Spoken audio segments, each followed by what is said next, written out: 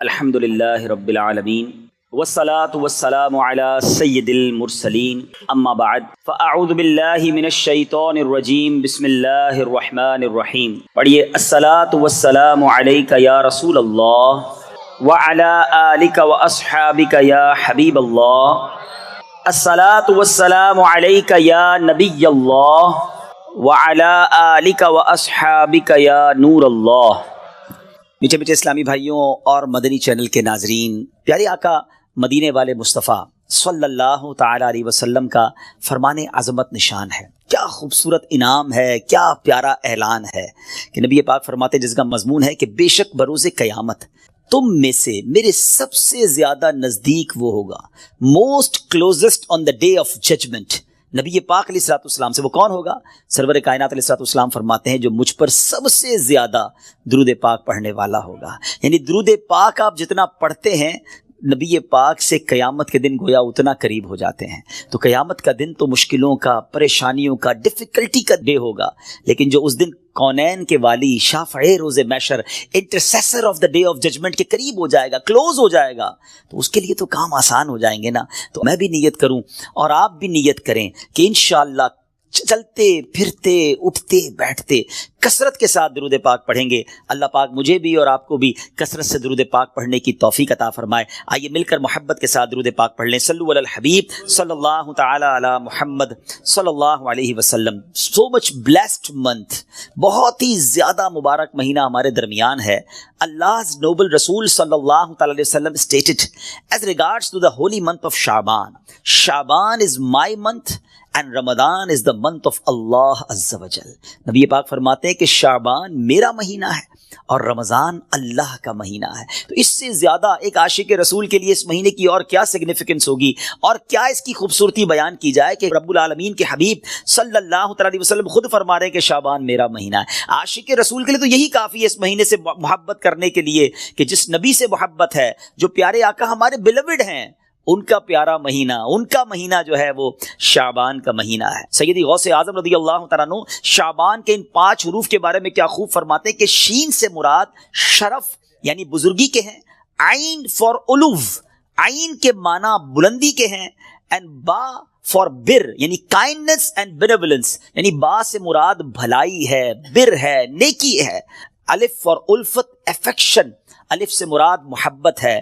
And نور for نون، for نور، لائٹ، یعنی نون سے مراد نور ہے. غوث پاک فرماتے ہیں so these are the virtues with which Allah Azza wa Jal bestows his servants in this blessed month. یہ وہ 5 برکتیں ہیں جو اللہ تعالیٰ شعبان کے مہینے میں اپنے بندوں پر عطا فرماتا ہے. یعنی یہ وہ مہینہ ہے جو شرف ملنے کا، علو یعنی بلندی ملنے کا، بر یعنی بھلائی ملنے کا، الف یعنی الفت ملنے کا، اور نون یعنی نور ملنے کا دن ہے. اب یہ خوش نصیب ہوتے ہیں جو اس مہینے میں اللہ کو راضی کرنے والے کام کرتے ہیں. رب کریم کی رحمتوں سے یہ 5 چیزیں حاصل کر لیتے ہیں. انفارچونیٹلی کچھ لوگ ایسے ہوتے ہیں کہ شعبان آ بھی جائے تو ان کی لائف میں کوئی چینج ہی نہیں آتا، وہ اپنی لائف میں کوئی ایکسپیرینس نیکی کی طرف اپنا بڑھاتے ہی نہیں ہیں. غور کیجئے میٹھے اسلامی بھائیوں کہ آج ہماری زندگی میں کیا چینج آیا ہے. سرکار علیہ الصلوۃ والسلام کے جو ڈیوٹیز تھے، جو صحابہ کرام تھے، وہ کیا کرتے تھے کہ جب رجب کا مہینہ آتا وہ عبادتوں کی طرف رجوع لاتے اور ساتھ ساتھ کیا کرتے، اپنے معاملات کو سمیٹنا شروع کرتے. شعبان کا مہینہ آتا تو کاروباری لوگ اپنا لینا دینا کر لیتے، حکمران کیا کرتے، اپنا جناب سارا معاملہ جو ہے وہ عدالت کو سیٹل ڈاؤن کر لیتے، اور اس کے بعد رمضان آتے ہی وضو کر کے اعتکاف میں بیٹھ جاتے. Actually the month of Shaban is the preparation of Ramadan. لیکن بہت سارے لوگوں کو تو کچھ اس کا احساس ہی نہیں ہے. Please try to understand that we are in the mid of Sha'ban right now. Half of Sha'ban already gone. But آدھا شعبان تو پہلے ہی چلا گیا ہے. اب آدھا ہی تو رہ گیا ہے جس میں برکتیں لوٹنی ہیں اور جس میں اللہ کریم کی رحمتیں ہم سب نے حاصل کرنی ہیں. مزید سنتے ہیں انشاءاللہ کہ شعبان المعظم کی کیا خوبصورت فضائل ہیں اور نبی پاک علیہ الصلوۃ والسلام کا اس میں ایٹیٹیوڈ کیا تھا، پیارے آقا کا اس میں انداز کیا تھا. نبی پاک کا سب سے زیادہ پسندیدہ مہینہ بی بی عائشہ فرماتی ہیں شعبان کا ہے. میرے آقا اس میں روزے رکھتے رکھتے رکھتے اس کو رمضان سے ملا دیتے. اللہ اکبر. اللہ کے حبیب علیہ الصلوۃ والسلام اتنے روزے رکھتے. اچھا یہ کیوں کیوں رکھتے تھے؟ What is the reason behind this? ذرا یہ بھی سن لیجئے کہ نبی پاک علیہ الصلوۃ والسلام ہماری تعلیم کے لیے کیا شاندار جملہ ارشاد فرماتے ہیں. سیدنا اسامہ بن زید رضی اللہ تعالیٰ عنہ said, I asked یا رسول اللہ صلی اللہ تعالیٰ علیہ وسلم, I see that you observe fast more extensively in the month of Shaban than any other month. حضور میں آپ کو دیکھتا ہوں کہ آپ باقی تمام مہینوں سے زیادہ شعبان میں روزوں کی کثرت فرماتے ہیں. یقیناً اس میں رمضان کے روزے تو الگ ہیں, باقی مہینوں کی بات ہو رہی ہے. The Holy Prophet صلی اللہ تعالیٰ علیہ وسلم replied, it is a month between Rajab and Ramadan. یہ مہینہ ہے جو رجب اور رمضان کے درمیان ہے. People are neglectful to it. لوگ اس سے غفلت میں ہیں. In this month, the deeds of people are ascended towards Allah Azza wa Jal. یہ وہ مہینہ ہے جس میں اللہ کی بارگاہ میں بندوں کے اعمال پیش کیے جاتے ہیں. And I love that my deeds to ascended in a state when I am observing fast. میں چاہتا ہوں جب میرے اعمال اللہ کی بارگاہ میں پیش کیے جائیں اس وقت میں روزے سے ہوں. آپ ذرا سوچئے میٹھے اسلامی بھائیوں, اللہ کے حبیب علیہ الصلوۃ والسلام جن کے صدقے میری اور آپ کی مغفرت ہونی ہے. ہم پڑھتے ہیں نا, تیرے صدقے میں آقا سارے جہان کو دین ملا. آقا کے صدقے تو ایمان ملا ہے, مگر یہ ہماری تعلیم ہے کہ نبی پاک فرماتے ہیں کہ میری خواہش یہ ہے کہ جب میرے اعمال اللہ کی بارگاہ میں پیش ہوں تو میں روزے سے ہوں. اب یہ سکھا رہے ہیں ہمیں, بتا رہے ہیں کہ دیکھو اعمال پیش ہونے کی رات ہے. اس رات بندوں کے اعمال اللہ کی بارگاہ میں پیش ہوتے ہیں. میں پوچھنا چاہتا ہوں اسلامی بھائیوں سے, ہم سب کو پتا ہے ہمارے اعمال میں کیا ہے, کتنی خطائیں ہیں, کتنی بے شرمیاں ہیں, کتنے جرم ہیں. کیا ہمیں کچھ آج شرم آ رہی ہے؟ کیا یہ فیلنگز ہیں کہ یا اللہ کچھ بھی نہیں ہے؟ آج ہمارے اعمال تیرے دربار میں آ رہے ہیں, ہم جانتے اس میں اپنے کالے کر دیے اپنے نامہ اعمال, کچھ نہیں مالک تیری بارگاہ میں پیش کرنے کو.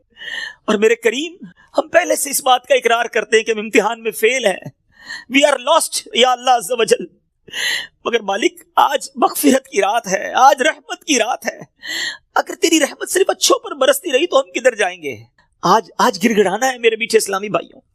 آج کی رات وہ رات ہے, روایتوں میں مضمون ملتا ہے کہ آج آسمان دنیا سے یہ ندا دی جاتی ہے کہ ہے کوئی مانگنے والا کہ اس کی مراد پوری کی جائے, ہے کوئی مغفرت کا طلبگار کہ اس کو اس کی مغفرت کر دی جائے, ہے کوئی توبہ کرنے والا کہ اس کی توبہ قبول کی جائے. تو آج تو اعلان ہو رہا ہے نا, لیکن کیا ہم اس کیفیت میں ہیں؟ کیا ہم اللہ کی بارگاہ میں اس طرح گڑگڑا رہے ہیں کہ مولا بس آج معاف کر دیجیے؟ ورنہ حالت تو یہ ہے, وہ پنجابی شاعر لکھتے ہیں نا, جے میں ویکھاں عملہ ولے کچھ نہیں میرے پلے, کچھ ہے ہی نہیں, ایوری تھنگ لاسٹ. ہم نے ساری زندگی بیکار کاموں میں تو گزاری, نیکیاں کی تو اس میں اخلاص نہیں, ریاکاری. جے میں ویکھاں عملہ ولے کچھ نہیں میرے پلے, پر جے ویکھاں میں رحمت رب دی بلے بلے بلے. اس رات کا احادیث میں کس انداز سے ذکر ہوا.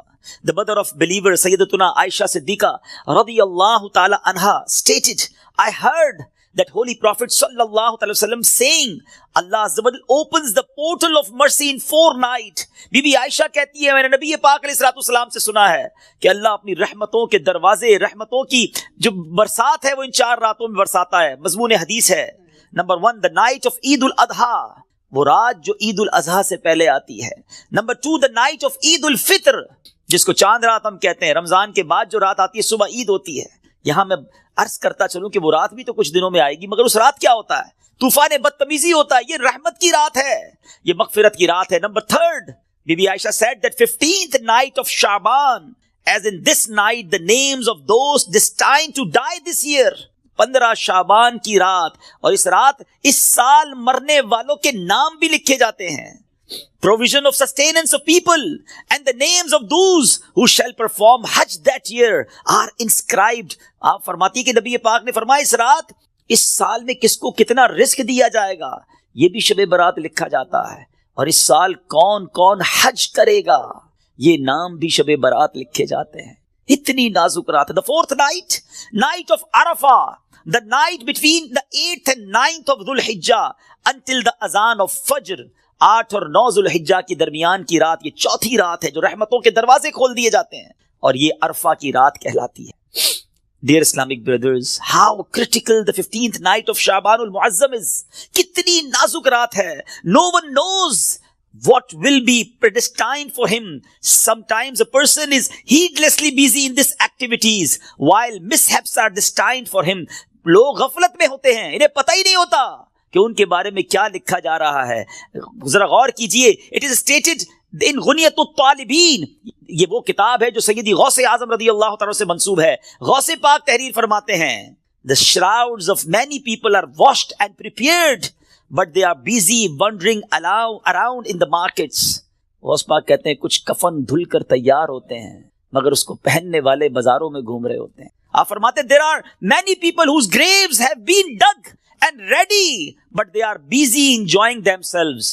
فرماتے ہیں کچھ لوگوں کی قبر کے گھڑے خودے تیار ہوتے ہیں مگر وہ گھوم رہے ہوتے ہیں، وہ بازار میں مذاق مستی اور جناب گناہوں میں مصروف ہوتے ہیں. ایک بات میں آپ کو بس اس جملے کے تحت بتاؤں، پہلے بات پوری کر لوں پھر میں آپ کو پریکٹیکلی بھی سمجھاؤں گا. آپ فرماتے ہیں number of people are busy laughing although the final moment of their death is approaching.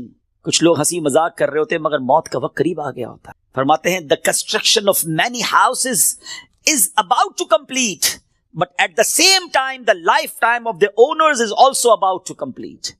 فرماتے ہیں کچھ گھر بالکل بن کر تیار ہو گئے ہوتے ہیں مگر مکین جو اس گھر میں رہنے کے لیے آنا چاہتا ہے اس کا آخری وقت بھی آ گیا، اس کی قبر بھی تیار ہو چکی ہو. اب ذرا اس کو پریکٹیکلی سمجھیے. آپ جب قبرستان جاتے ہیں کچھ قبریں تیار ملتی ہیں نا، صحیح بات بتاؤں پریکٹیکل، جو قبریں کھودی ہوئی ہیں نا، جن کی بھی کھودی ہوئی ہیں وہ زندہ ہیں اس وقت. ہاں تھوڑی دیر بعد مرنا ہے انہوں نے اور پھر اس قبر میں آ جانا ہے. کفن کی دکان پر جب کبھی جائے نا تو وہ کفن وہ طے کر رہا ہوتا ہے، پلاسٹک میں ڈال رہا ہوتا ہے. ایکچولی جس کا کفن طے کر رہا ہے نا وہ اس وقت زندہ ہے، تھوڑی دیر بعد اس نے مرنا ہے. یہ کفن خریدنے کوئی آئے گا دکان سے، اس کو کفن پہنایا جائے گا، اور جو قبر تھوڑی دیر پہلے گورکن نے یا ایک دن پہلے کھودی تھی یہ اس کے لیے کھودی تھی جو زندہ ہے. تو مجھے اور آپ کو پتا نہیں ہے کہ ہماری قبر خودی بھی کہیں ریڈی تو نہیں ہے، کہیں کفن طے تو نہیں ہو رہا. آگاہ اپنی موت سے کوئی بشر نہیں، سامان 100 برس کا ہے بلکہ خبر. Dear Islamic brothers, this is the very crucial night. بہت زیادہ نازک رات ہے. اس رات کتنی مغفرت ہوگی، کتنے لوگ بخشے جائیں گے. سیدنا عائشہ صدیقہ رضی اللہ تعالیٰ عنہ has reported that the holy prophet صلی اللہ علیہ وسلم said, Jibreel علیہ السلام came to me and said, this is the 15th night of Shaban. Allah Azza wa Jal frees as many people from the hell as the number of the hairs on the goats of the tribe of Kalb. پیارے آقا فرماتے ہیں جبریل امین میرے پاس آئے اور آ کر عرض کی کہ حضور آج 15 شعبان کی رات ہے. اللہ تعالیٰ جو اتنے لوگوں کو جہنم سے آزاد فرمائے گا جتنے قبیلہ بنی کلب کی بکریوں کے بالوں کی تعداد ہے. What is the meaning of that? میں اور آپ تو اپنے سر کے بال کاؤنٹ نہیں کر سکتے، ایک گوٹ کے، ہم ایک بکری کے بال کاؤنٹ نہیں کر سکتے. قبیلہ بنی کلب تو سب سے زیادہ بکریاں پالا کرتا تھا. اٹ مینز ملینز بلینز لوگ آج کی رات بخشے جائیں گے. مگر but he Azza wa Jal does not cast merciful sight at an infidel. اس رات بھی کچھ لوگ ایسے ہیں جن پر اللہ تعالیٰ نظر رحمت نہیں فرمائے گا. انفیڈل مشرک پر نظر رحمت نہیں فرمائے گا. malicious person, one who cuts off family ties, the one who dangles his clothes, a person who disobeys his parents, and a person who is habitual of drinking wine. حدیث کا مضمون کیا بنا کہ شرک کرنے والی اس رات وہ نہیں بخشے جائیں گے. پھر فرمایا جو احادیث کا مجموعہ ہے، ماں باپ کو ستانے والا، ماں باپ کا نافرمان، disobeyed of parents، نہیں بخشا جائے گا. شراب پینے والا، habitual of drinking wine، شراب کا عادی، نہیں بخشا جائے گا. خدا را ان چیزوں سے توبہ کرو. اب وائن، شراب اب تو پارٹیز میں کولڈ ڈرنک کی طرح پی جا رہی ہے. اس کو کوئی جرم سمجھتا ہی نہیں ہے. ٹرائی ٹو انڈرسٹینڈ یہ کتنا بڑا سن ہے، یہ کتنا بڑا گناہ ہے کہ جس رات کروڑوں اربوں لوگ بخشے جا رہے ہیں شراب یہ نہیں بخشا جا رہا. توبہ کر لیجئے، چھوڑ دیجئے ان بری عادتوں کو، ڈرگس کو چھوڑ دیجئے please. My dear viewers, my youngster brothers, western world میں بدقسمتی سے جب سنتے ہیں تو دل جلتا ہے کہ مسلمان کہلانے والے بڑی تعداد میں ڈرگس کا یوزیج کر رہے ہیں. کدھر جائیں گے ہم؟ ان ڈرگس کو، اس نشے کی عادت کو خدا نہ چھوڑ دیجئے. وہ رحیم، وہ کریم جو شب برات کروڑوں کو بخش رہا ہے، شرابی نہیں بخشا جائے گا. پلیز توبہ کر لیجئے. مسلمان کا کیا کام شراب سے، اس کا کیا کام نشے سے. آپ ایک بار اور یاد رکھیں، جو نشہ کرنے والے ہیں نا، جو ڈرگز یوز کرتے ہیں، ٹرائی ٹو انڈرسٹینڈ جس اسٹیٹ میں، جس عالم میں روایتوں میں مضمون ملتا ہے کسی کا انتقال ہوگا نا، وہ اسی عالم میں قیامت کے دن اٹھایا جائے گا. کبھی سوچا آپ نے اگر نشہ کیا، ڈرگز یوز کی، وائن پینے والے جو نشے میں گھومتے رہتے ہیں، جھومتے رہتے ہیں، اگر اسی حالت میں انتقال ہو گیا تو آج رات تو یہ لکھا جائے گا نا کہ اگلے اس سال میں کس کا انتقال ہونا ہے. کیا پتا ہمارا وقت قریب آ گیا ہو. اور اگر نشے میں مر گئے تو کیا جواب دیں؟ اللہ کی بارگاہ میں نشے میں پیش ہوں گے؟ نہیں میرے میٹھے اسلامی بھائی، ہم تو چاہتے ہیں نا کہ میں سو جاؤں یا مصطفیٰ کہتے کہتے کھلے آنکھ صلی اللہ کہتے کہتے ہماری زبان پر تو کلمہ ہو، درود ہو، اے کاش تلاوت کرتے کرتے موت آئے، درود پڑھتے پڑھتے. یہ کیسے ہوگا؟ جب آپ ان چیزوں کے عادی بنیں گے نا. جو شراب کا عادی ہو تو اس کا بہت زیادہ چانس ہے کہ وہ نشے میں مر جائے گا. تو خدا را سے آج رات توبہ کر لے. اللہ بڑا کریم ہے، ابھی رات کمپلیٹ نہیں ہوئی ہے، صبح تک یہ رحمت جاری ہے. معافی مانگ لیجئے، سجدے میں سر جھکائیے. ماں باپ کو اگر ستایا ہے، if your parents are not happy with you, please ان کے پاس جائیے اور معافی مانگیں. ان سے ان کے پیر پکڑ لیجئے. ماں باپ راضی تو رب راضی، ماں باپ ناراض تو رب ناراض. ان کو ناراض نہ کرو. اور اس حدیث سے کیا سیکھنے کو ملا؟ کہ جو کٹ آف ٹائز کرتے ہیں، جو اپنی فیملی کے ساتھ رشتہ داری قطع کر دیتے ہیں، منقطع کر دیتے ہیں، ہم ان کے پاس نہیں جائیں گے، ہم ان کے گھر نہیں جائیں گے، ہم فلاں رشتہ دار کے پاس نہیں جائیں گے. نہ کرو ایسا. یہ رشتہ داریاں کاٹنا اللہ کو کتنا ناپسندیدہ ہے کہ شب برات بھی وہ لوگ نہیں بخشے جائیں. تو پلیز ان عادتوں سے اپنی جان چھڑا لیں. ایک اور حدیث پاک میں ہے، ایڈلٹری کرنے والا، بدکاری کرنے کا جو عادی ہوگا، ہیبیچول آف ایڈلٹری، وہ بھی نہیں بخشا جائے گا. تو پلیز ان حرام کاموں سے چھوڑ دیں، اپنے آپ کو بچائیے. اور یہ جو ایڈلٹری کی طرف، زنا، بدکاری کی طرف جو بندہ جاتا ہے نا، یاد رکھیے گا پہلے نظر بہکتی ہے، پھر دل بہکتا ہے، پھر شرمگاہ، پھر پرائیویٹ پارٹس حرام کاری کی طرف جاتے ہیں. تو ہمارے یہ شٹر جو ہے نا، اسی کو بند کر دینا کہ حرام نہیں دیکھوں گا. اپنے موبائل پر، اپنے انٹرنیٹ ڈیوائسز پر ہم کیا دیکھ رہے ہوتے ہیں؟ پہلے حرام بندہ دیکھتا ہے، اور پھر یہ جو ہم نے دوستیوں کے نام پر جو گرلز اینڈ بوائز کی دوستیاں چل رہی ہوتی ہیں کہ نہیں جناب ہم only friends, it is not allowed in Islam. یہ دوستیاں ہی پھر حرام کی طرف لے کر جاتی ہیں. جو اسلام نے ہمیں جن چیزوں سے منع کیا، مسلمان ہیں، ہمیں جنت میں جانا ہے نا، اللہ کو راضی کرنا ہے. اگر رب ہی ناراض ہو گیا تو بنے گا کیا؟ آج کی رات اگر ایڈلٹری کرنے والا نہیں بخشا گیا، پھر اس کو سوچی تو اس کا بنے گا کیا؟ تو پلیز میک ریپینٹنس، گر گڑائیے اپنے رب کی بارگاہ. اور دیکھیں توبہ کیا ہے. توبہ کے ویسے تو کئی ڈیٹیل علماء نے بتائی، مگر ان شارٹ اگر میں آپ کو بتاؤں نا، الندم التوبہ، شرمندگی توبہ ہے. پہلے تو اپنے اندر گلٹ فیل کیجئے کہ یا اللہ میں بہت برا ہوں، بہت غلطیاں ہیں، مالک معاف کر دے. اور پھر آئندہ نہ کرنے کا پکا ارادہ، اے اللہ اب نہیں کروں گا، میں تجھ سے وعدہ کرتا ہے، پرومس ان یور کورٹ یا اللہ عز و جل، give please accept my repentance, میری توبہ قبول کرنے، مالک اب نہیں کروں گا. تو یہ پکی توبہ انشاءاللہ، کیا پتا اللہ کریم کی آج رحمت برس جائے اور وہ ہمیں آج معاف کر دے. What a beautiful incident، کیا خوبصورت واقعہ. ذرا ایمان کی جو چاشنی کے ساتھ سنی. امیر المومنین سیدتنا عمر بن عبد العزیز رحمۃ اللہ تعالی علیہ was once busy in worship in the 15th night of شعبان. حضرت عمر بن عبد العزیز امیر المومنین تھے جس وقت 15 شعبان کی رات عبادت میں مصروف ہیں. When he raised his head he found a green slip of paper whose refulgence was extending up to the sky. جب وہ اپنے سر اٹھاتے ہیں نا تو اپنے ساتھ ایک گرین کلر کا پیپر دیکھتے ہیں جس کا نور آسمانوں تک جا رہا ہوتا ہے. It was bearing the words، اس پہ لکھا ہوا کیا ہے؟ هذه براءة من النار من الملك العزيز لعبده عمر بن عبد العزيز، meaning this is an order of absolution from the hellfire sent from Allah Azza wa Jal, the omnipotent, for his servant عمر بن عبد العزیز رحمۃ اللہ تعالی. یہ اللہ کی طرف سے اپنے بندے عمر بن عبد العزیز کے لیے جہنم کی آگ سے آزادی کا پروانہ ہے. ہائے ہائے ہائے، جس سے رب راضی ہو ان کو ایسے انعامات عطا ہوتے ہیں.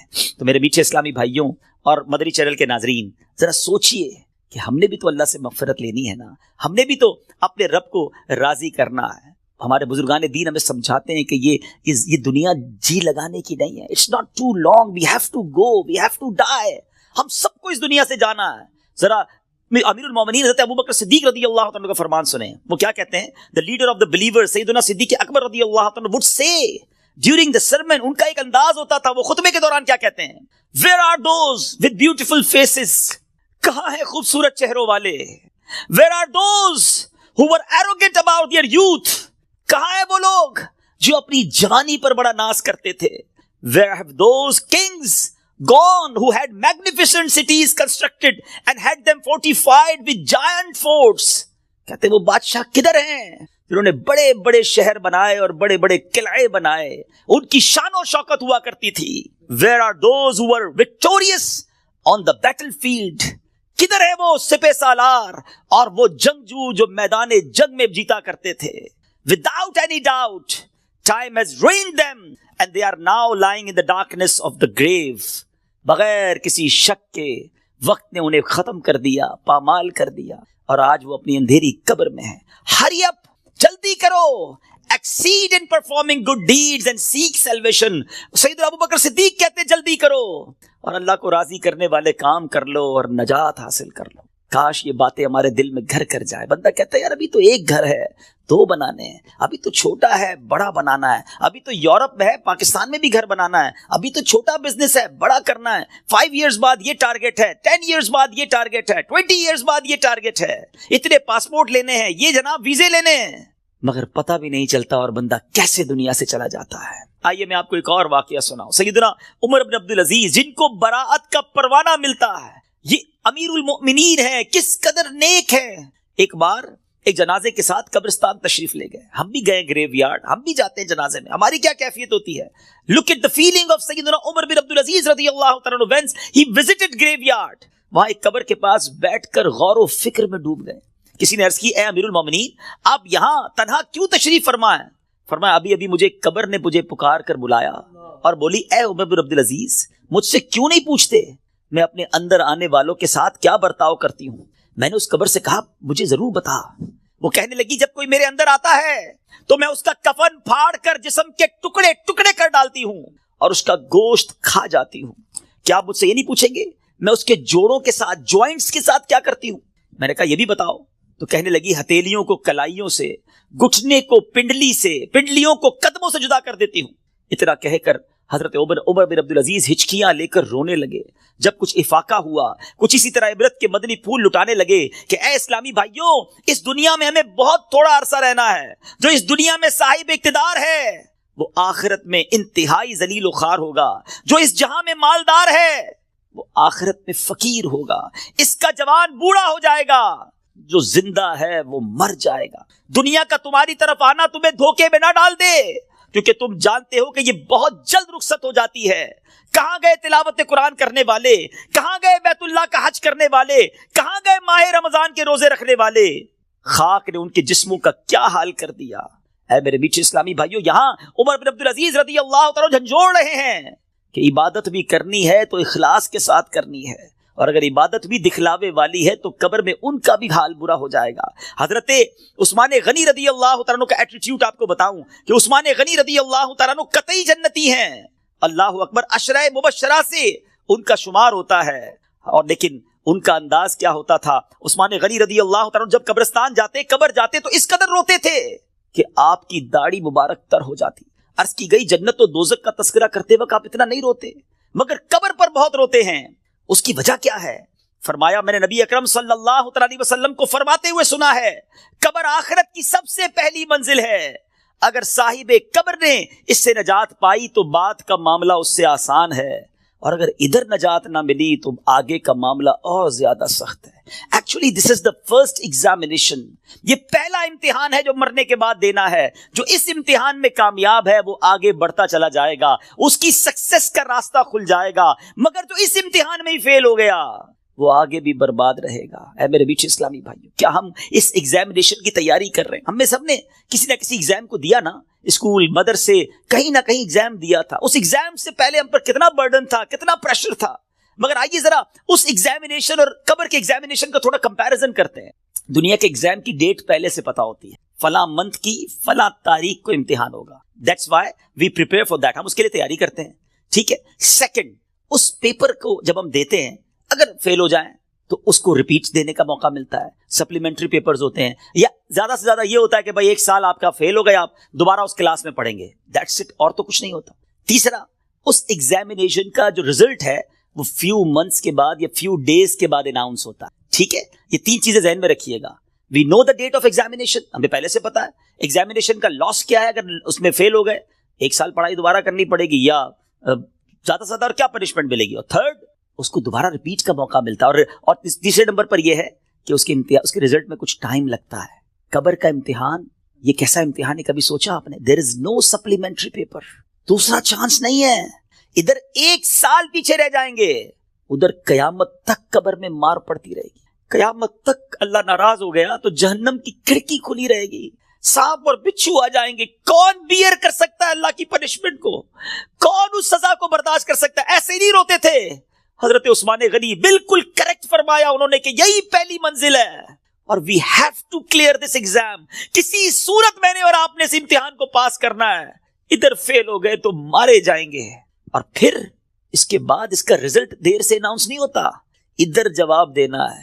صحیح جواب دیا تو جنت کی رحمتیں ہیں. تا حد نگاہ قبر وسیع ہے. اور ادھر رانگ آنسر دیا, ادھر جناب جہنم کا عذاب شروع ہو جائے گا. جہنم کی کھڑکی کھل جائے گی. اور پھر جو سب سے زیادہ کروشل بات ہے, سب سے زیادہ ڈرنے والی بات ہے, we don't know the date of that examination. ہمیں پتہ ہی نہیں ہے وہ امتحان کب دینا ہے. وہ آج بھی ہو سکتا ہے. جی ہاں, ہم میں سے ہو سکتا ہے کہ کل رات کوئی اپنے گھر میں نہ سوئے, قبرستان میں ہو. ہمیں یہ پتہ ہی نہیں ہے کب امتحان ہوگا. تو جب ہمیں پتہ نہیں ہے تو it means we have to prepare daily. ہمیں روز یہ طے کر کے سونا ہے یا زندگی گزارنے کہ آج اگر امتحان دینا ہے تو میں تیار ہوں, میں اس امتحان کے لیے تیار ہوں. Now I have a question of all of you. میں اب آپ سب سے ایک سوال کرنا چاہتا ہوں. اپنے آپ سے ایک سوال کرتے ہیں ناظرین. میں اپنے آپ سے بھی کروں اور آپ سے بھی پوچھتا ہوں. اگر آج مر گیا, مر تو سکتا ہوں نا, یہ تو پاسبل ہے نا. آج مر گیا, کیا میں تیار ہوں قبر کے امتحان کے لیے؟ میں جواب دے پاؤں گا کہ اللہ راضی ہے مجھ سے؟ کیا ایسی زندگی گزارنی ہے کہ مار نہیں پڑے گی؟ تو پھر تو ٹھیک ہے. if the answer is yes then it's okay.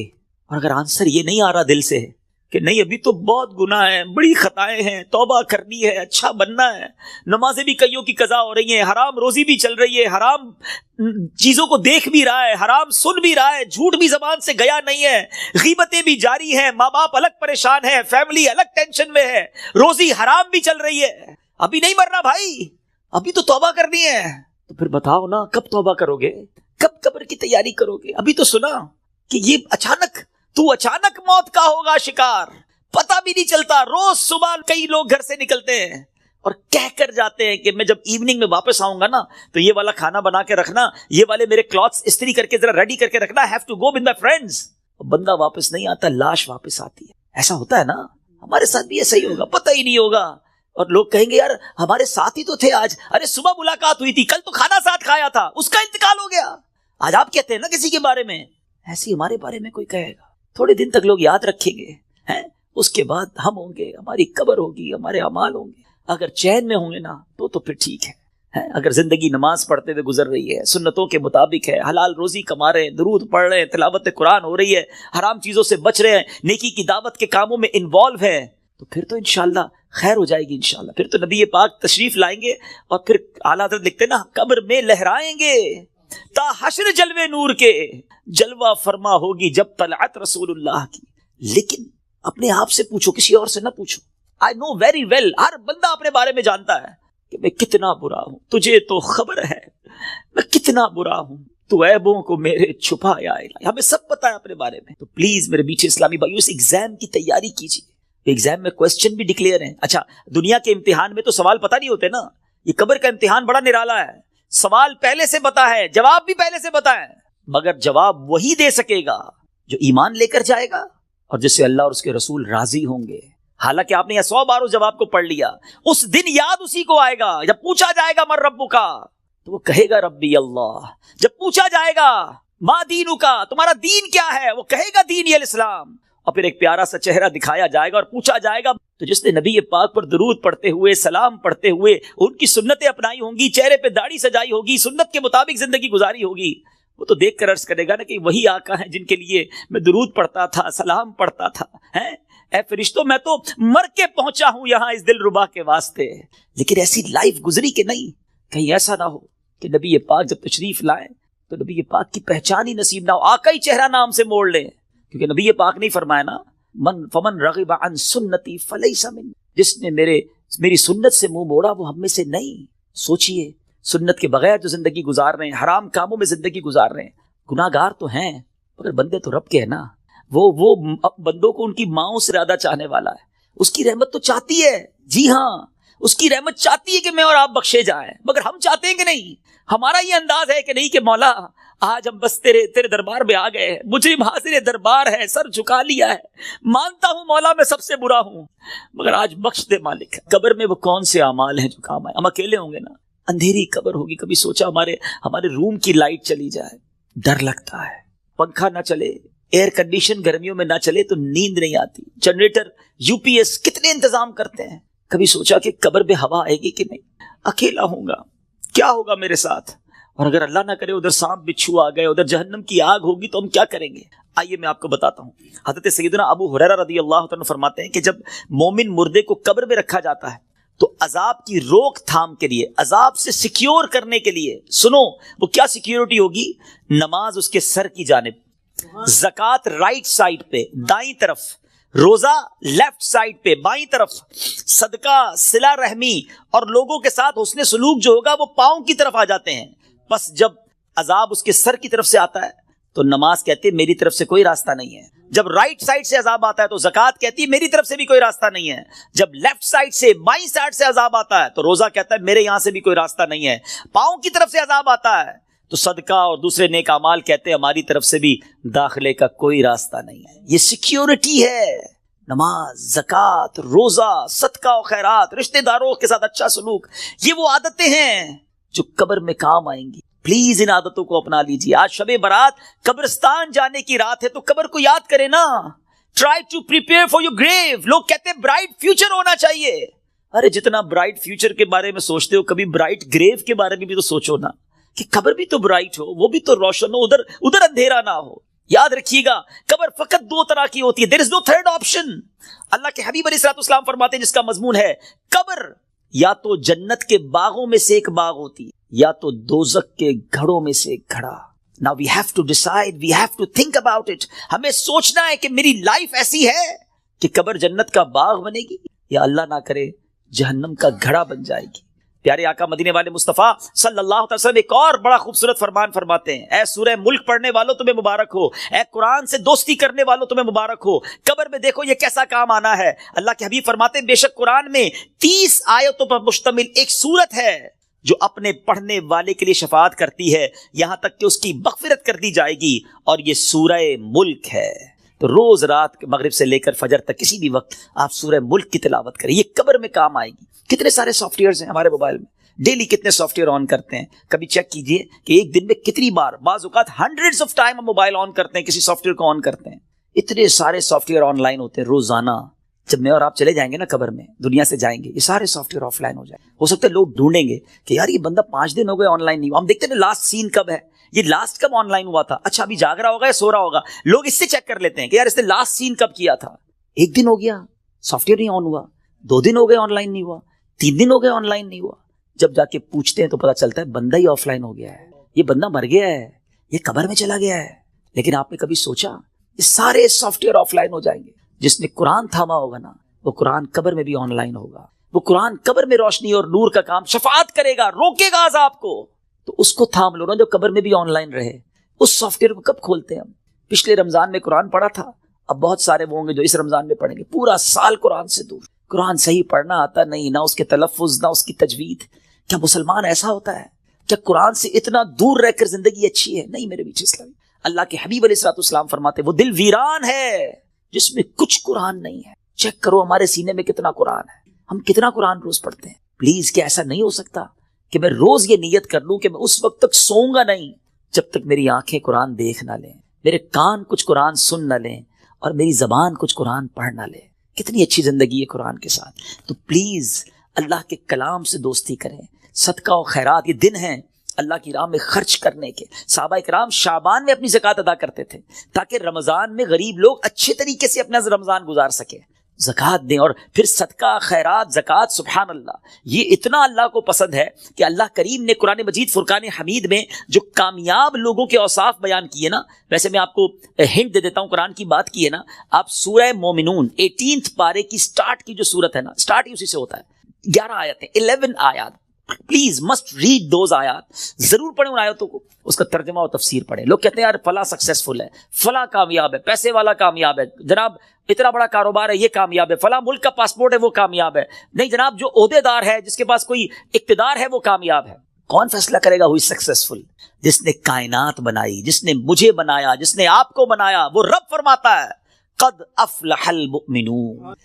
یہ 18واں پارہ شروع یہیں سے ہوتا ہے کہ بے شک ایمان والے کامیاب ہو گئے. ہائے ہائے. اور پھر اس کے بعد ان ایمان والوں کے اوصاف, وہ کون سے ایمان والے ہیں, ان کے اندر اسپیشلٹی کیا ہے, اللہ نے ان 10 آیتوں میں بیان بھی فرما دیا. اور جو آخری 11ویں آیت ہے نا, اس میں تو انعام بھی بتا دیا کہ ان کو ملے گا کیا, ان ایمان والوں کو ملنا کیا ہے. ضرور پڑھیے گا، ایمان تازہ ہو جائے گا. مگر میں چونکہ صدقہ اور خیرات کی بات ہو رہی ہے، زکوٰۃ دینے والی بات ہو رہی ہے، تو میں شروع کی 3-4 آیتیں سناتا ہوں آپ کو. اللہ قرآن میں فرماتا ہے بسم اللہ الرحمن الرحیم قد افلح المؤمنون الذین هم فی صلاتهم خاشعون والذین هم عن اللغو معرضون والذین هم للزکاة فاعلون. اللہ فرماتا ہے بے شک مراد کو پہنچے ایمان والے ہیں. اب مراد کو پہنچے کیا کرتے ہیں؟ جو اپنی نماز میں گر گڑاتے ہیں. کیا ہماری نمازیں ایسی ہیں؟ اول تو نماز پڑھتے نہیں، پڑھتے تو دھیان کہیں اور ہوتا ہے. فوکس نماز میں خشوع و خضوع ہے جن کی. پھر فرمایا جو کسی بےہودہ بات کی طرف التفات نہیں کرتے. ادھر تو حال یہ کوئی بتاؤ یار، کوئی ویب سائٹ بتاؤ، کوئی کلپ بھیجو، کوئی سافٹ ویئر بتاؤ جدھر سے معاذ اللہ گندی بری باتیں دیکھنے کو ملے. قرآن کہتا ہے جو بےہودہ بات کی طرف توجہ ہی نہیں کرتے یہ ہیں ایمان والے، یہ کامیاب لوگ ہیں. اور آگے فرمایا اور وہ زکوٰۃ دینے کا کام کرتے ہیں. خوش نصیب ہے وہ لوگ جو زکوٰۃ دیتے ہیں. یہ دن آئے ہیں اپنی زکوٰۃ کا پراپر حساب کریں، اللہ کی راہ میں دل کھول کر خرچ کریں. اور یا میں ایک اور بات بتا دوں، جب بھی عبادت کریں نا وہ خوش دلی کے ساتھ کریں، وارم ویلکم کریں عبادت کو، برڈن فیل نہ کریں. کبھی کبھی لوگ کہتے ہیں یار زکوٰۃ دینی پڑے گی، اتنا ساری زکوٰۃ بن رہی ہے. مثال کے طور پہ کوئی کہتا ہے اگر میری 10 لاکھ زکوٰۃ بن رہی ہے، او ہو، ارے خدا کے بندے اللہ نے 4 کروڑ دیے تو 10 لاکھ بن رہی ہے نا. شکر ادا کرو، اللہ نے دینے والا بنایا، مانگنے والا نہیں بنایا. میں تو کہتا ہوں جو زکوٰۃ دے وہ سجدہ شکر بھی ادا کرے کہ مالک تیری مہربانی، تو نے دینے والا بنایا، مانگنے والا نہیں بنایا. تراویح پڑھنی پڑے گی، رمضان آ گیا ہے. ارے اللہ کے بندو شکر ادا کرو، اللہ نے پیر سلامت دی، اللہ نے پھر رمضان دے دیا، پھر روزے رکھوں گا، پھر تلاوت کروں گا، پھر تراویح. خوش دلی کے ساتھ برڈن فیل کر کر اگر آپ عبادت کریں گے اس کا ثواب بھی نہیں ملنا، اللہ ناراض ہوگا اس سے. خوش دلی کے ساتھ ویلکم کرے عبادت کو، انشاءاللہ اللہ اور عطا فرمائے گا. اور یہ صدقہ خیرات زکوٰۃ یہ تو ملٹیپلیکیشن ہے آپ کے مال کی. تو ہے میرے میٹھے اسلامی بھائیو، اس میں ماہ رمضان سے پہلے خوب سخاوت کریں. سخی اللہ کو بڑا پسند ہے. اللہ اکبر. حدیث کا مضمون ہے سخی اللہ کے قریب، بندوں کے قریب، جنت کے قریب ہوتا ہے اور دوزخ سے دور ہوتا ہے. اور جو بخیل ہوتا ہے نا، کنجوس، سٹنجی، فرمایا وہ اللہ سے بھی دور، بندوں سے بھی دور، جنت سے بھی دور ہوتا ہے، دوزخ کے قریب ہوتا ہے. آپ سوچ لیجئے کون سے گروپ میں جانا ہے.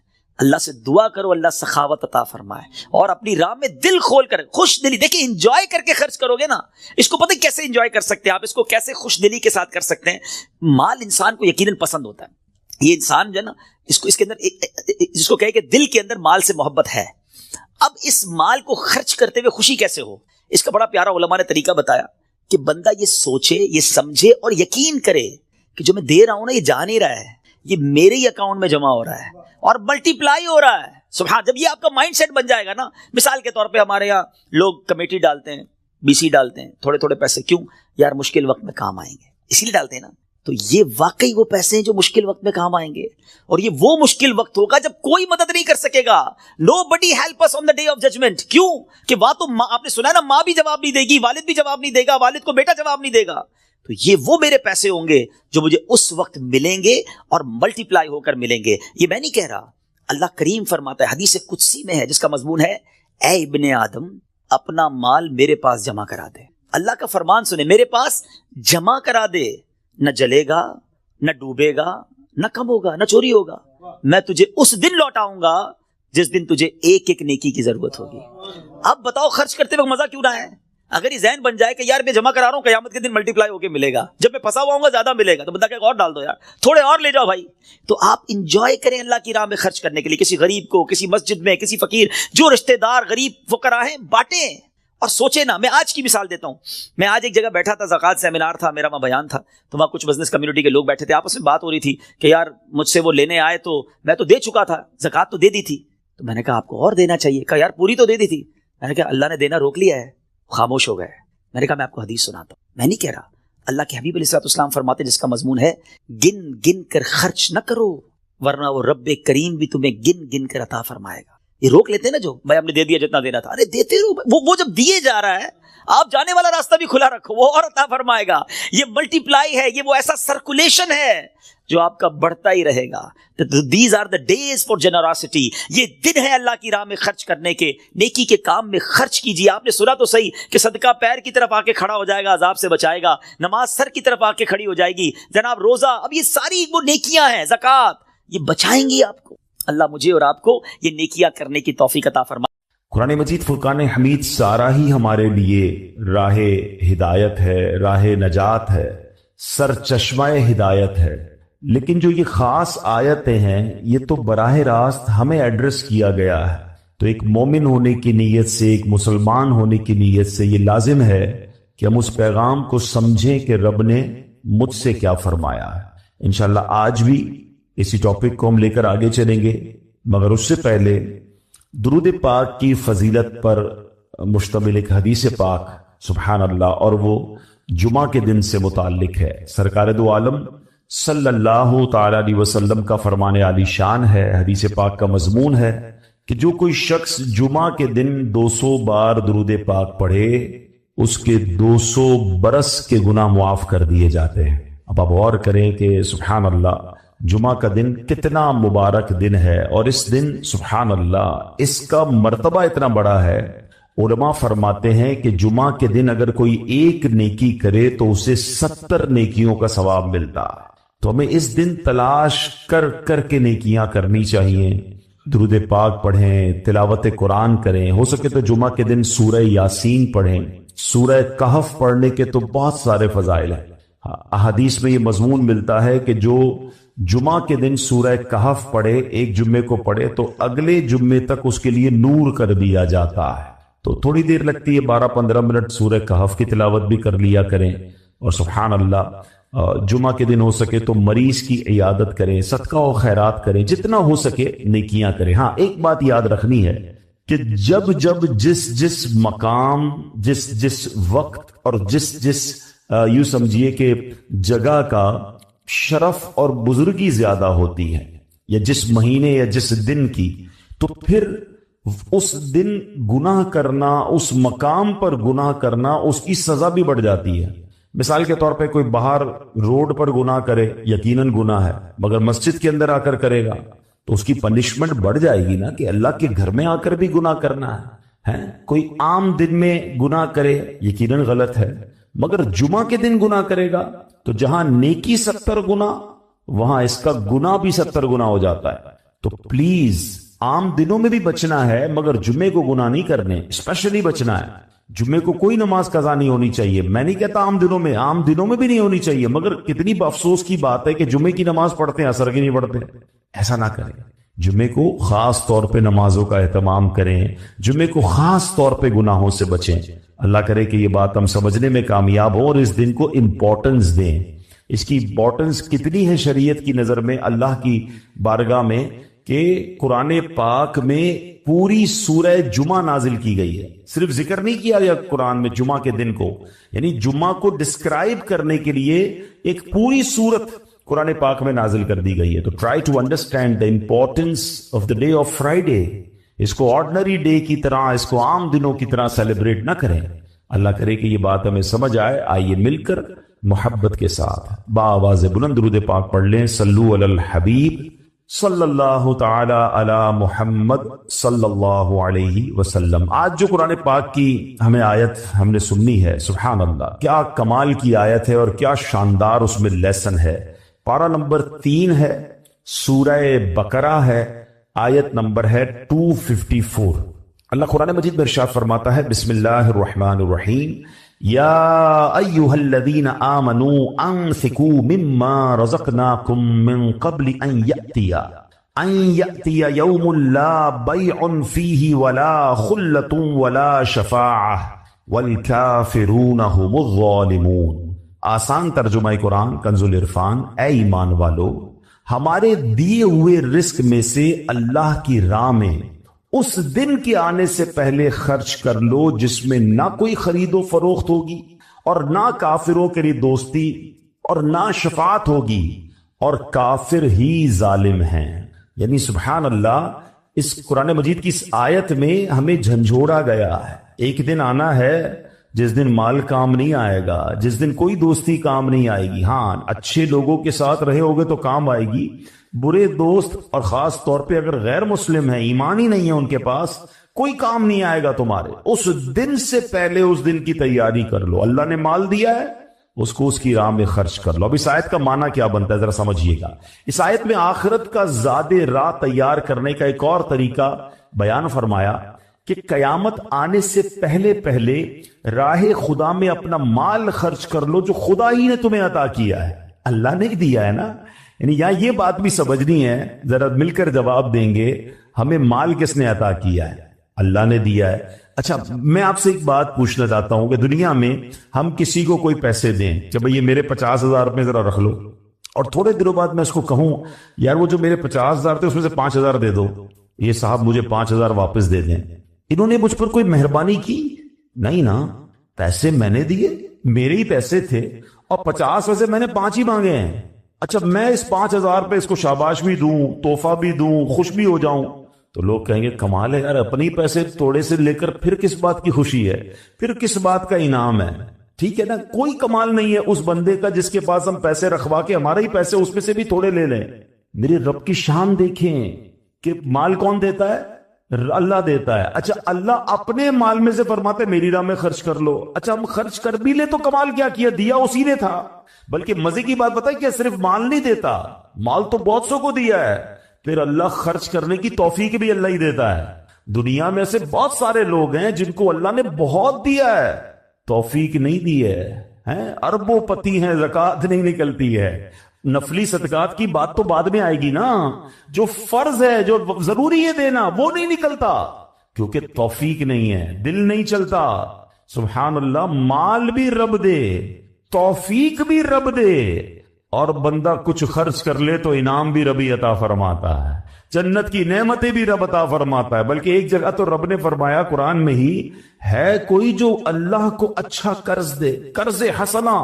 بڑی عجیب بات ہے کہ یار رب کو قرض کون دے سکتا ہے؟ جب مال ہی رب نے دیا ہے تو اللہ کا مال ہے. اللہ فرماتا ہے کوئی جو میری راہ میں خرچ کرے، اللہ فرماتا ہے کوئی جو اللہ کو قرض دے. اس کا مطلب کیا ہوا؟ علماء نے بڑی ڈیبیٹ کی اس پر، یہ لفظ قرض کیوں لایا گیا.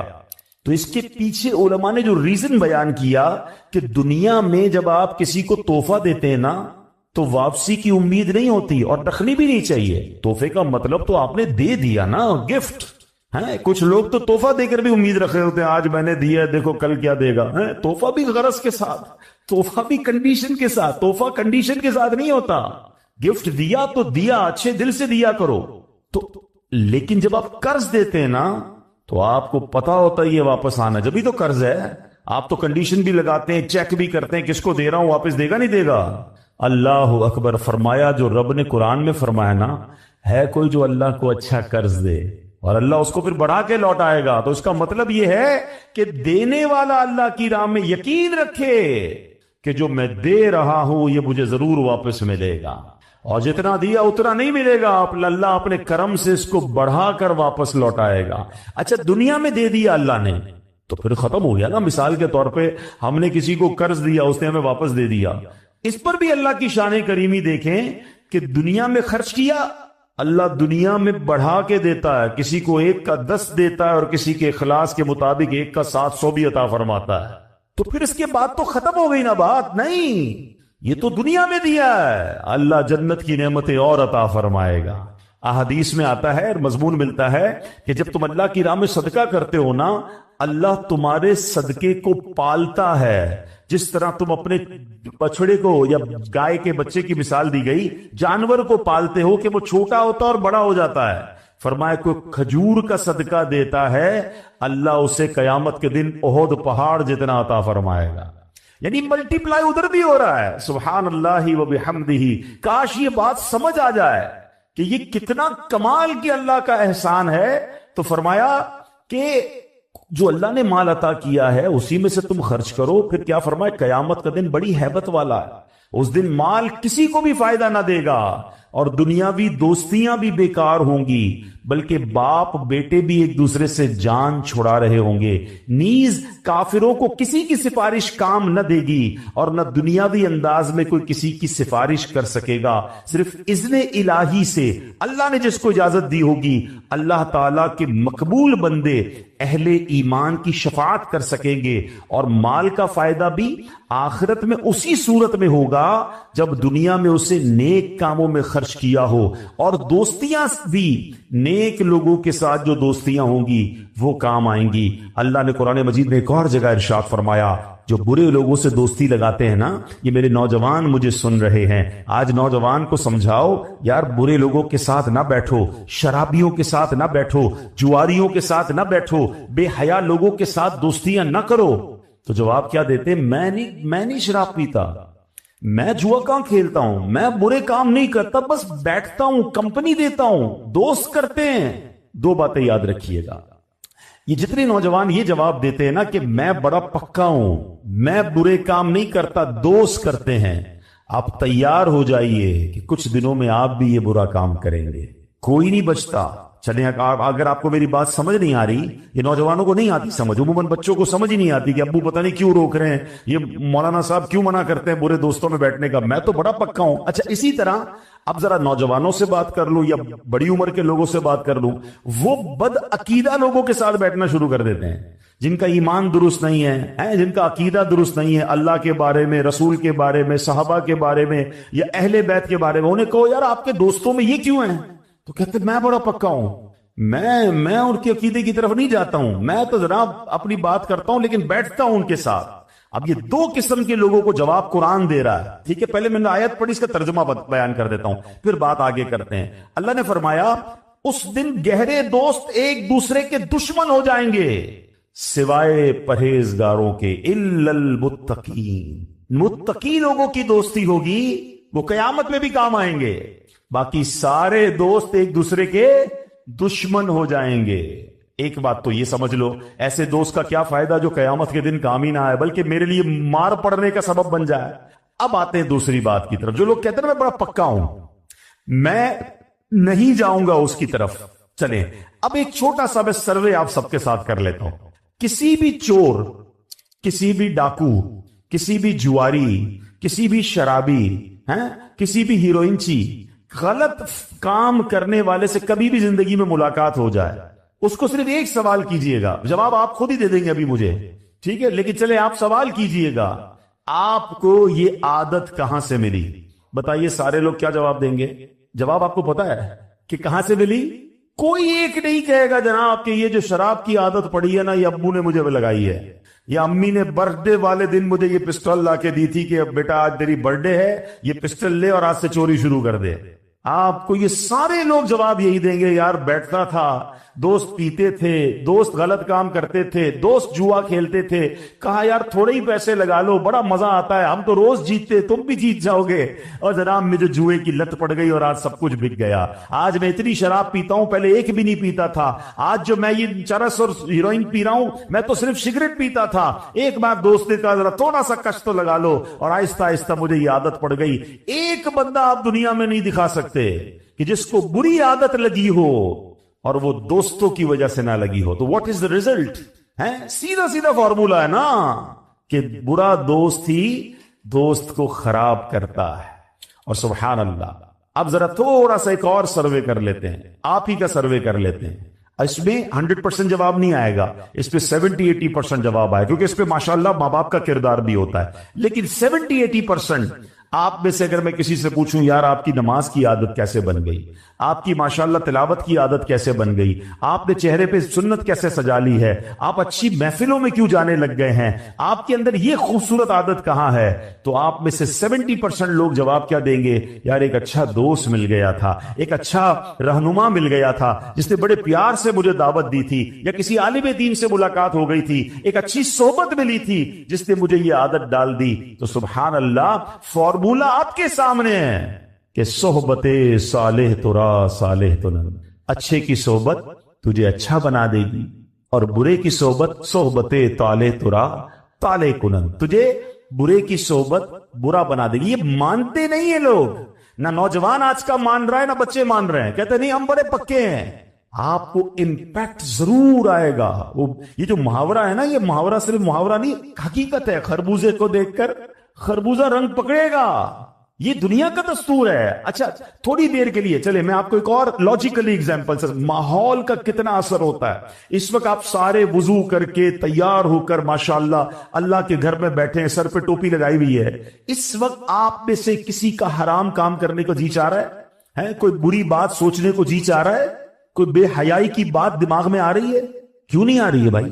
ہیں کیونکہ آپ اچھے ماحول میں بیٹھے ہیں، آپ اچھے انوائرمنٹ میں بیٹھے. انوائرمنٹ اثر ڈالتا ہے، صحبت اثر ڈالتی ہے. اس وقت اللہ رسول کی بات سننے کو جی چاہ رہا ہے، یہی سے اٹھ کر کسی ڈانس کلب میں چلے جائیں، کسی میوزیکل پروگرام میں چلے جائیں، بے حیائی کے پروگرام میں جائیں، تھوڑی دیر تک تو بندہ اسٹک رہے گا، تھوڑی دیر بعد اس کا دماغ بھی الٹا سوچنا شروع کر دے گا. کیوں؟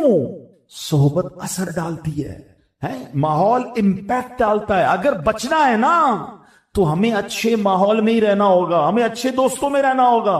ورنہ میں کہوں میں بڑا پکا ہوں، ارے بڑے بڑے اولیاء کہلانے والوں کو شیطان نے پلٹا دیا، میں اور آپ کیا ہیں؟ تو اپنے اوپر اتنا غرور، اتنا جس کو کہتے ہیں نا یقین نہیں ہونا چاہیے.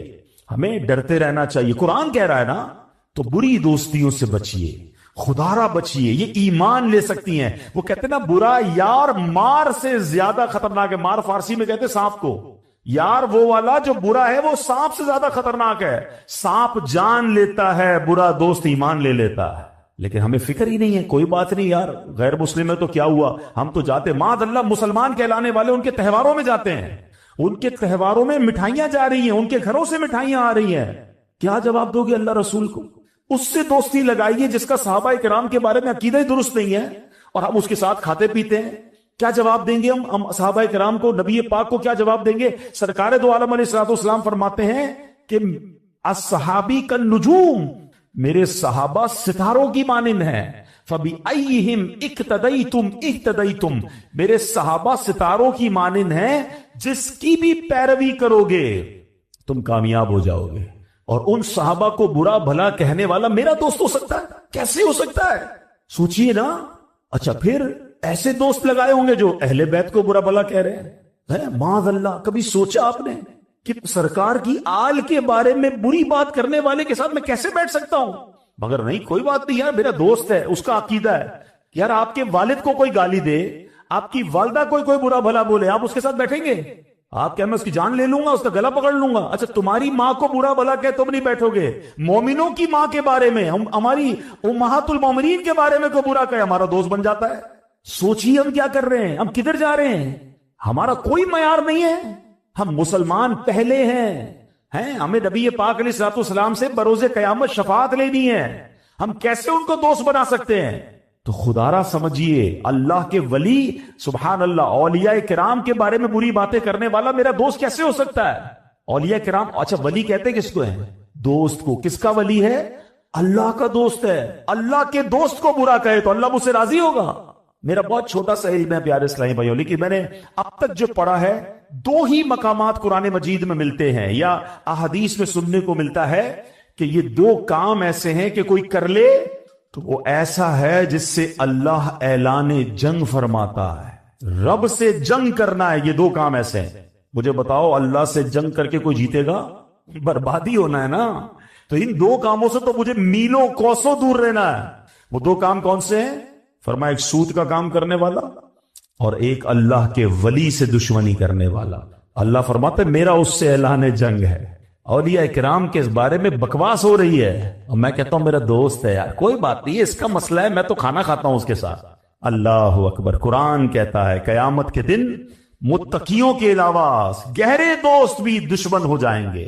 تو ہمارا کوئی پیرامیٹر ہونا چاہیے. آج کل تو ڈیجیٹل فرینڈ بنتے ہیں نا، ادھر فرینڈ ریکویسٹ آئی ادھر ایکسپٹ، ادھر فرینڈ ریکویسٹ ادھر ایکسپٹ. کون ہے کیا ہے؟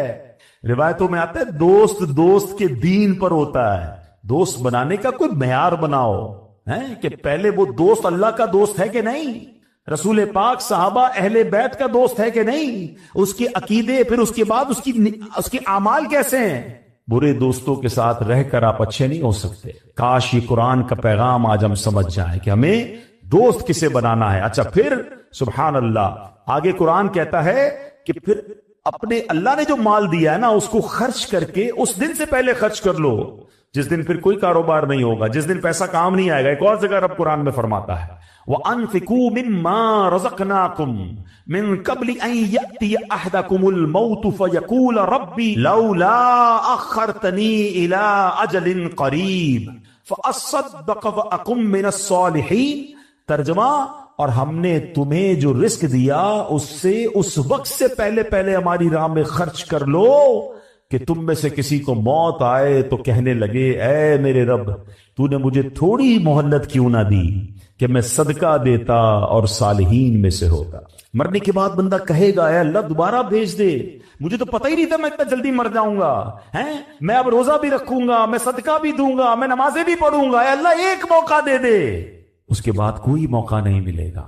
اعلیٰ حضرت لکھتے نا اترتے چاند ڈھلتی چاندنی جو ہو سکے کر لے, اندھیرا پاک آتا ہے یہ 2 دن کی اجالی ہے. ارے یہ بھیڑیوں کا بن ہے اور شام آ گئی سر پر, کہاں سویا مسافر ہائے کتنا لا ابالی ہے. اندھیرا گھر اکیلی جان دل دم گھٹتا دل اکتا تھا, خدا کو یاد کر پیارے وہ ساتھ آنے والی ہے. زمین تپتی کٹیلی راہ بھاری بوجھ گھائل پاؤں, مصیبت جھیلنے والے تیرا اللہ حوالی ہے. نہ چونکا دن ہے ڈھلنے پر تیری منزل ہوئی کھوٹی, ارے او جانے والے نیند یہ کب کی نکالی ہے. ہم سب دنیا میں جانے کے لیے آئے ہیں. میں 2 دن پرانی بات آپ کو بتاتا ہوں. میں نیو کراچی میں گیا, میرا بیان تھا وہاں پر. بیان کے بعد مجھے لوگوں نے کہا کہ اس بیان کے پاس ہی ایک گھر ہے اور وہاں بڑی جوان موت ہوئی ہے, والد صاحب کو صبر ہی نہیں آ رہا ہے, آپ تھوڑی دیر کے لیے چلیں دعا کر دیں گے ان کو کچھ تسلی ہو جائے گی. یقین کریں اس وقت میں آپ سے بات کر رہا ہوں, اس نوجوان کا چہرہ میری آنکھوں میں گھوم رہا ہے. پتہ ہے اس کی عمر کتنی تھی؟ وہ 20 سال کا بھی نہیں ہوا تھا, 19 سال اور چند مہینے کا وہ نوجوان تھا جس کا انتقال ہوا. اس کے والد بھی موجود تھے, اس کے دادا بھی موجود تھے. میں اس گھر میں ملنے گیا. آپ یقین کریں جو ان کی کیفیت تھی, پتہ وہ کیا کہتے تھے؟ میں نے کہا کیسے انتقال ہوا؟ وہ کہتے یہ نوجوان صرف 2 دن پہلے بیمار ہوا, بخار ہوا. ہم نے کہا نارمل سی بات ہے, گھر میں دوائی دے دیتے ہیں بخار میں. اگلا دن اس کا چہرہ پیلا پڑنا شروع ہو گیا. ہم سمجھے پیلیا ہو گیا ہے. علاقے کے ڈاکٹر کو دکھانے گئے کہ جناب کوئی تھوڑی سی دوائی دے دیں, جوائنٹس لگ رہا ہے. شام تک اس کی طبیعت اتنی بگڑ گئی کہ ہم پھر کسی بڑے ہاسپٹل میں لے گئے. ہاسپٹل والوں نے کہا طبیعت سیریس ہے. راتوں رات اس کو ہاسپٹل میں ایڈمٹ کیا اور اگلے دن اس کا وصال ہو گیا. ہم نے جتنے ٹیسٹ کروائے, وہ کہتے جو ٹیسٹ کی رپورٹیں تھی نا وہ بھی نہیں آ پائیں. بندے کے انتقال کے 3 دن بعد ٹیسٹ کی رپورٹیں آ رہی ہیں کہ بلڈ میں یہ پرابلم ہے, وہ یعنی اتنا بھی ٹائم نہیں ملا ہمیں کہ ہم اس کی ڈائگنوز کر سکتے کہ اس کو پرابلم کیا تھا. بڑا پیسے والے تھے, بڑا گھر تھا, سب کچھ تھا, مگر وہ 20 سال کا نوجوان اب اپنی قبر میں اکیلا ہے. کاش یہ بات ہمیں سمجھ آ جائے کہ میں نے بھی جانا ہے, آپ نے بھی جانا ہے. کس بات کا انتظار ہے یار؟ ہمیں کیوں لگ رہا ہے کہ ابھی بہت باقی ہے, ابھی تو بڑی لائف پڑی ہے, ابھی تو بڑھاپا آئے گا, پھر جناب اللہ اللہ بھی کر لوں گا, پھر توبہ بھی کر لوں گا, پھر حرام بھی چھوڑ دوں گا, پھر اللہ کی راہ میں خرچ بھی کر لوں گا. دادا موجود ہے, پوتا قبر میں ہے. وہ ایک قبرستان میں تختی لگی ہوئی تھی نا ایک قبر کے اوپر, میں بڑا اہم تھا یہی میرا وہم تھا. کاش یہ بات سمجھ آ جائے. تاریخ پیدائش بھی لکھی ہوتی ہے اور تاریخ وصال بھی. کیلکولیٹ کیا کریں گے یار, یہ 70 سال کے بعد قبر میں گئے, پھر آپ کو کوئی قبر ملے گی جو 40 سال کا قبر میں گیا ہوگا, آپ کو ایسی بھی قبر ملے گی جو 15 سال میں قبر میں گیا ہوگا. بلکہ قبرستان میں چھوٹی چھوٹی قبریں بھی ہوتی ہیں, بچے بھی قبر میں گئے. اٹ مینز ہم میں سے ہر کوئی ایک سیکوینس سے آیا ضرور ہے. میرے دادا پہلے آئے, آپ کے بھی پہلے دادا آئے, پھر والد آئے, پھر آپ آئے, پھر آپ کے بچے, پھر ان کے بچے. یہ ایک سیکوینس ہے, ایک ترتیب ہے. آنے کی ترتیب ہے, جانے کی ترتیب نہیں ہے. پہلے کوئی بھی جا سکتا ہے, تو پھر کیوں تیاری نہیں کر رہے؟ یہی تو قرآن کہہ رہا ہے کہ بندہ مرنے کے بعد کہے گا یا اللہ مجھے مہلت کیوں نہ دی, میں نیک کام کرتا, میں تیری راہ میں خرچ کرتا. موت مہلت دے کر نہیں آتی ہے. مجھے اور آپ کو کوئی میسج نہیں آئے گا. آج کل میسج آتا ہے نا موبائل کمپنی کا کہ جناب 90% ڈیٹا یوز ہو گیا ہے, پلیز اب 10% رہ گیا ہے, اب جلدی سے پیسے ڈلوائیں ورنہ موبائل بند ہو جائے گا. ہم کہتے ہیں یار اپنے اسٹاف کو یا پیسے بھجواؤ, موبائل بند ہونے والا ہے. زندگی میں مجھے اور آپ کو کوئی میسج نہیں آئے گا کہ your 10% life remaining, please make repentance, توبہ کر لیں, 10% رہ گئی ہے, 2 دن رہ گئے, اب سجدہ کر لیں, اب اللہ کو راضی کر لیں, اب چھوڑ دیں حرام کو. نہیں, صبح بندہ گھر سے نکلتا ہے, شام جنازہ گھر پہ آتا ہے. پلیز قرآن کے اس پیغام کو آج لے کر جائیں. اللہ نے مال دیا ہے, زندگی میں خرچ کر لو, اچھی جگہ خرچ کرو. غریبوں کی مدد کریں، صدقہ جاریہ والے کام کریں، زکوٰۃ اس کی پوری دیں، اور صرف زکوٰۃ کیوں اور خرچ کر لو، اچھا یہ مال جانا کدھر ہے؟ آپ ہی کے اکاؤنٹ میں جانا ہے، اللہ کی راہ میں خرچ کر کے ٹینشن کیوں ہوتی ہے؟ کوئی ایسا بندہ دیکھا آپ نے کبھی کہ جو بندہ کہے یار آج بڑا موڈ آف ہے، ہم کہیں کیوں موڈ آف ہے؟ کہ یار یہ جیب میں پیسے تھے نا، یہ آتے آتے بینک میں ڈلوا کے آیا ہوں، تو ہم کہیں گے تھوڑے ہی پیسے تھے، آپ کے ہی جیب میں تھے، آپ کے ہی اکاؤنٹ میں چلے گئے، ٹینشن کس بات کی ہے؟ ایسا ہی ہے نا، کوئی ٹینشن نہیں ہوتی کہ یار کیش پڑا ہے ذرا اکاؤنٹ میں ڈلوا دوں۔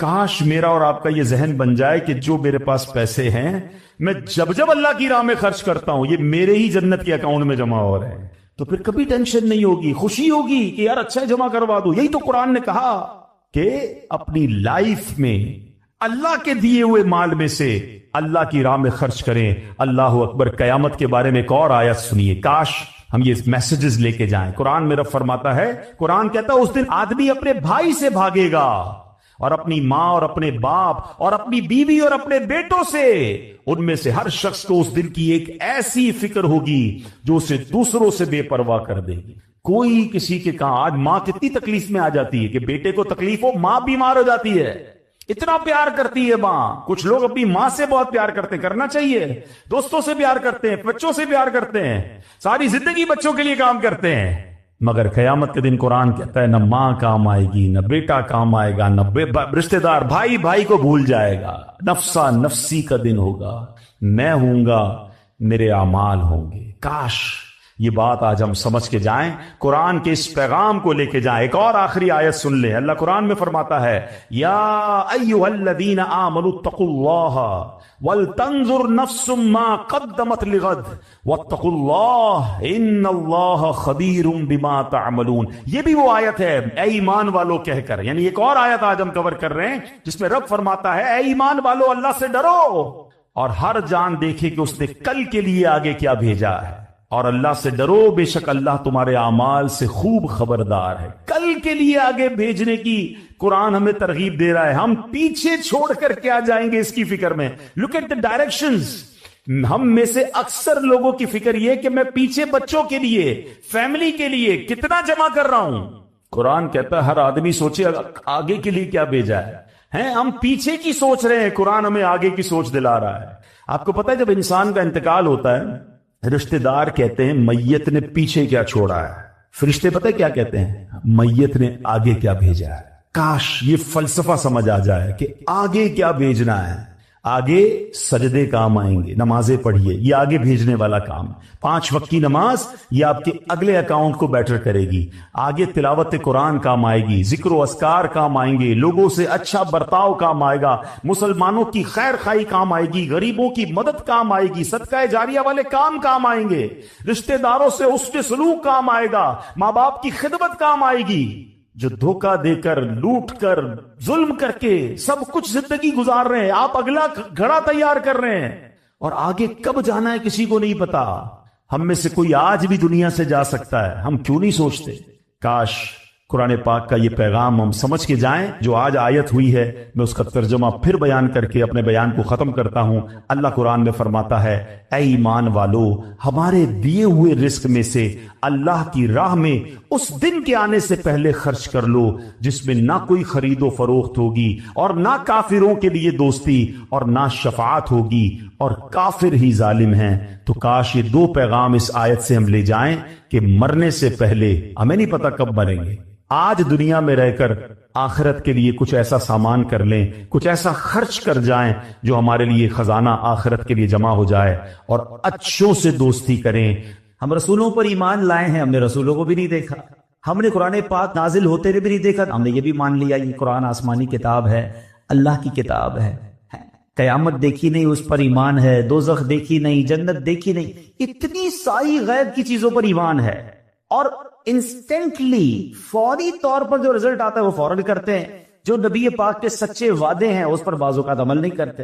ڈاکٹر کہتے کہ جناب اب تم نے چکناٹ کھانی ہے، یا اب تم نے کوئی میٹھی چیز کھانی ہے تو تمہارے ہارٹ کو پرابلم ہو جائے گا، نظر اندر نہیں آ رہا ہمیں، چونکہ ڈاکٹر کہہ رہا ہے تو مان جاتے ہیں۔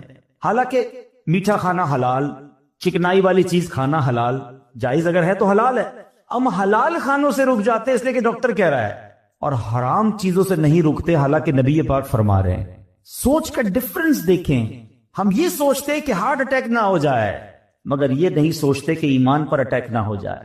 ہم یہ سوچتے ہیں کہ تھوڑی سی محنت کرتا ہوں تو پیسے مل جاتے ہیں، ہم یہ کیوں نہیں سوچتے کہ تھوڑی سی محنت کروں تو جنت مل سکتی ہے۔ یہ کسی کو درود پاک کوئی دیکھ لینا، جتنے درود پڑھے اتنی رحمتیں ہیں، کتنا پڑھنا چاہیے؟ ذرا مل کر کہیے سبحان اللہ، الحمدللہ،